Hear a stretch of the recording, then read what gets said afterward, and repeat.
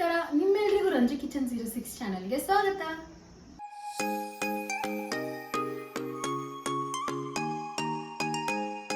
ಇವತ್ತಿನ ಈ ವಿಡಿಯೋದಲ್ಲಿ ನಾನು ಯಾವ ರೆಸಿಪಿ ಮಾಡ್ತಾ ಇದ್ದೀನಪ್ಪ ಅಂತ ಅಂದ್ರೆ ನಮ್ಮ ಉತ್ತರ ಕರ್ನಾಟಕದ ಸ್ಪೆಷಲ್ ರೆಸಿಪಿ. ಏನಂತ ಅಂದ್ರೆ ನಾವು ಸಮ್ಮರ್ ಸೀಸನ್ ಅಲ್ಲಿ ಎಲ್ಲರೂ ಮನೆಯಲ್ಲಿ ಮಾವಿನಕಾಯಿ ಶೀಕರಣೆನ ನಾವು ಮಾಡೇ ಮಾಡ್ತೀವಿ. ಸೊ ಅದನ್ನ ಹೇಗ್ ಮಾಡ್ತೀನಿ ಅಂತ ಈಸಿ ವಿಧಾನದಲ್ಲಿ ನಿಮ್ಗೆಲ್ರಿಗೂ ನಾನು ತೋರಿಸ್ಕೊಡ್ತೀನಿ. ಸೊ ಅದಕ್ಕೂ ಮುಂಚೆ ಇನ್ನು ಯಾರ್ಯಾರು ನನ್ನ ಚಾನಲ್ಗೆ ಸಬ್ಸ್ಕ್ರೈಬ್ ಆಗಿಲ್ಲ ಪ್ಲೀಸ್ ಹೋಗ್ಬಿಟ್ಟು ಸಬ್ಸ್ಕ್ರೈಬ್ ಆಗಿ. ಹಾಗೂ ನನ್ನ ಇನ್ನೊಂದು ಚಾನಲ್ ರಂಜು_155 ಅನ್ನೋ ಚಾನಲ್ಗೆ ಹೇಗೆ ಸಪೋರ್ಟ್ ಮಾಡ್ತಿದ್ರು ಅದೇ ರೀತಿ ನಾನು ಈ ಚಾನಲ್ ಕೂಡ ಸಪೋರ್ಟ್ ಮಾಡಿ. ಸೊ ಬನ್ನಿ ತಡ ಮಾಡಿದ್ರೆ ಈ ವಿಡಿಯೋನ ಸ್ಟಾರ್ಟ್ ಮಾಡೋಣ. ಸೊ ಮಾವಿನಕಾಯಿ ಶೀಕರಣೆ ಮಾಡೋದಕ್ಕೆ ಏನೇನು ಐಟಮ್ಸ್ ಬೇಕಾಗತ್ತಪ್ಪ ಅಂತಂದ್ರೆ ನೋಡಿ, ನಾನು 1 kg ಮಾವಿನಕಾಯಿನ ತಗೊಂಡಿದ್ದೀನಿ. ಅಂದ್ರೆ 6 ಮಾವಿನಕಾಯಿ ಬಂದಿವೆ. 6 ಮಾವಿನಕಾಯಿನ ತಗೊಂಡಿದ್ದೀನಿ. ಮತ್ತೆ ಒಂದು ಸ್ವಲ್ಪ ಹಾಲು, ಇದನ್ನ ನಾನು ಗರಂ ಮಾಡಿ ಇವಾಗ ಮತ್ತೆ ತಣ್ಣಗೆ ಮಾಡಿ ಇಟ್ಕೊಂಡಿದ್ದೀನಿ. ಮತ್ತೆ ಒಂದು ಸ್ವಲ್ಪ ಬೆಲ್ಲ. ನಿಮ್ಮ ಮಾವಿನಕಾಯಿ ಏನಾದರೂ ಹುಳಿಯಾಗಿತ್ತಂತಂದ್ರೆ ನೀವು ಇನ್ನೂ ಸ್ವಲ್ಪ ಜಾಸ್ತಿ ಬೆಲ್ಲ ಹಾಕೊಳ್ಳಿ. ಮತ್ತೆ ಒಂದು ಚಿಕ್ಕ ಬೌಲಷ್ಟು ತುಪ್ಪ. ಸೊ ಬನ್ನಿ ಇವಾಗ ಮಾವಿನಕಾಯಿ ಶೀಕರಣೆ ಮಾಡೋಣ. ಇವಾಗ ಈ ಎಲ್ಲ ಮಾವಿನಕಾಯಿನ ನಾನು ನೀಟಾಗಿ ಕ್ಲೀನ್ ಆಗಿ ತೊಳೆದು ಇಟ್ಕೊಂಡಿದ್ದೀನಿ. ಇವನ್ನೆಲ್ಲ ನಾನು ಹಿಂಡ್ಕೊಳ್ಳೋವರೆಗೂ ಹಾಲಲ್ಲಿ ಒಂದು ಸ್ವಲ್ಪ ಬೆಲ್ಲನ ಹಾಕಿ ಕರಗೋ ತನಕ ಬಿಡ್ತೀನಿ.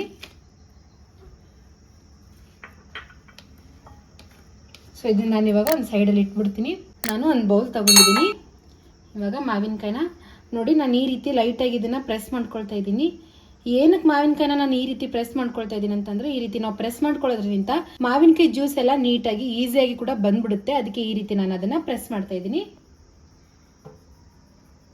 ಎಲ್ಲ ಮಾವಿನಕಾಯಿನ ನೀವು ಕೂಡ ಇದೇ ರೀತಿ ಮಾಡ್ಕೊಳ್ಳಿ. ಸೊ ಇವಾಗ ನಾನು ಇದ್ರ ತುಂಬನ್ನ ತೆಗಿತಾ ಇದ್ದೀನಿ. ನೋಡಿ, ಪ್ರೆಸ್ ಮಾಡಿದ್ರೆ ಎಷ್ಟು ಈಸಿಯಾಗಿ ಜ್ಯೂಸ್ ಎಲ್ಲ ಎಷ್ಟು ನೀಟಾಗಿ ಬರ್ತಿದೆ ನೋಡಿ.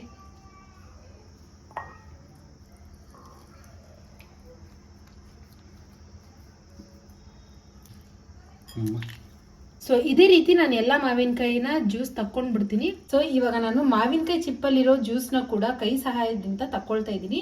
ಎಲ್ಲ ಮಾವಿನಕಾಯಿ ಜ್ಯೂಸ್ನ ಕೂಡ ನಾನು ಇದೇ ರೀತಿ ತಕೊಂಡ್ ಬಿಡ್ತೀನಿ.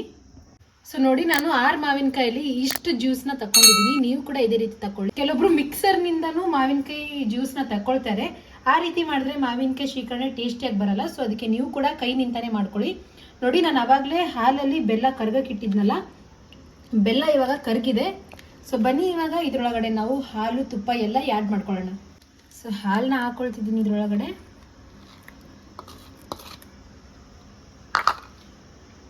ಮತ್ತೆ ಒಂದು ಚಿಕ್ಕ ಬೌಲಷ್ಟು ತುಪ್ಪ.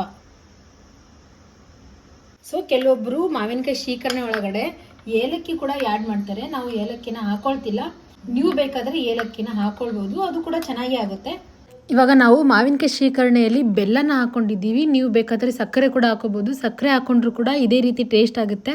ಕೇವಲ 5 ನಿಮಿಷದಲ್ಲಿ ಮಾವಿನಕಾಯಿ ಶೀಕರಣೆ ರೆಡಿ ಆಗುತ್ತೆ. ನೀವು ಕೂಡ ಈ ರೆಸಿಪಿನ ಮನೇಲಿ ಮಾಡ್ಕೊಳ್ಳಿ. ತುಂಬಾ ಅಂದ್ರೆ ತುಂಬಾ ಟೇಸ್ಟ್ ಆಗಿರುತ್ತೆ. ಮಾವಿನಕಾಯಿ ಶೀಕರಣೆ ಜೊತೆ ನಾನು ಚಪಾತಿನ ಮಾಡ್ಕೊಳ್ತಾ ಇದ್ದೀನಿ. ಸೊ ಇವಾಗ ನಾನು ಚಪಾತಿ ಮಾಡ್ಕೊಂಡು ಇದನ್ನ ಒಂದು ಬೌಲಲ್ಲಿ ಸರ್ವ್ ಮಾಡ್ಕೊಂಡು ಟೇಸ್ಟ್ ಹೇಗಾಗಿದೆ ಅಂತ ಹೇಳ್ತೀನಿ.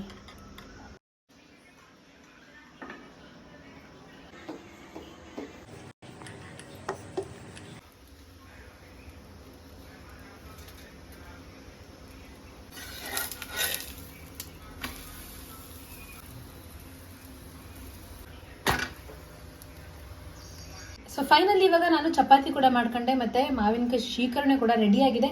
ಸೊ ಇವಾಗ ನಾನು ಇದನ್ನ ಒಂದು ಬೌಲಲ್ಲಿ ಸರ್ವ್ ಮಾಡ್ಕೊಳ್ತೀನಿ.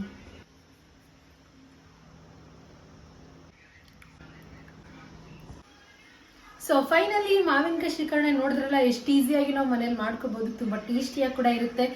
ನಿಮಗೆ ಈ ರೆಸಿಪಿ ಇಷ್ಟ ಆದಲ್ಲಿ ಪ್ಲೀಸ್ ನನ್ನ ಚಾನಲ್ಗೆ ಸಬ್ಸ್ಕ್ರೈಬ್ ಆಗಿ. ಹಾಗೂ ಈ ವಿಡಿಯೋನ ನಿಮ್ಮ ಫ್ಯಾಮಿಲಿ ಮತ್ತೆ ಫ್ರೆಂಡ್ಸ್ ಜೊತೆ ಶೇರ್ ಮಾಡಿ. ಈ ವಿಡಿಯೋಗೆ ಲೈಕ್ ಮಾಡಿ, ಶೇರ್ ಮಾಡಿ, ಕಮೆಂಟ್ ಮಾಡಿ. ಸೊ ಬನ್ನಿ ಇವಾಗ ಇದನ್ನ ನಾವು ಟೇಸ್ಟ್ ಮಾಡೋಣ.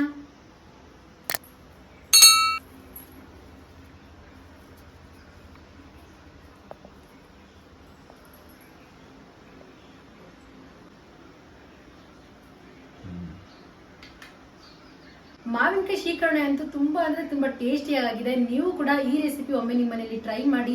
ಹಾಗೂ ನೀವು ಕೂಡ ಚಪಾತಿನ ಮಾಡ್ಕೊಂಡು ತಿನ್ನಿ. ಮತ್ತೆ ಇದ್ರ ಜೊತೆ ಹೋಳಿಗೆ ಕೂಡ ತುಂಬಾ ಅಂದ್ರೆ ತುಂಬಾ ಒಳ್ಳೆ ಕಾಂಬಿನೇಷನ್ ಆಗಿರುತ್ತೆ. ನೀವು ಕೂಡ ಒಮ್ಮೆ ಇದನ್ನ ಟ್ರೈ ಮಾಡಿ. Thanks for watching.